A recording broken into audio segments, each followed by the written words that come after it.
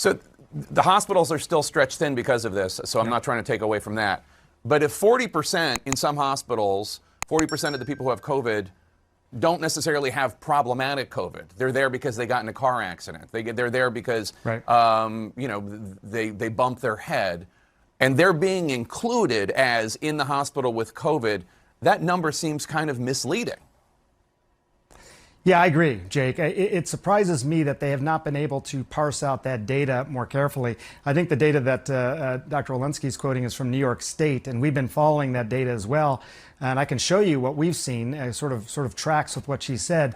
But out of all the patients that are in the hospital, about 57%, these are COVID patients, admitted because of or complications from COVID, 43% admitted for other reasons and then diagnosed with COVID.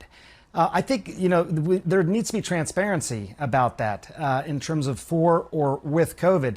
The only thing I will tell you, Jake, again, working in the hospital, is that at the time someone is then diagnosed with COVID, even if they didn't come in for that reason, it does take up a lot of resources then in terms of infection protocols, personal protective equipment, more testing, all that kind of stuff.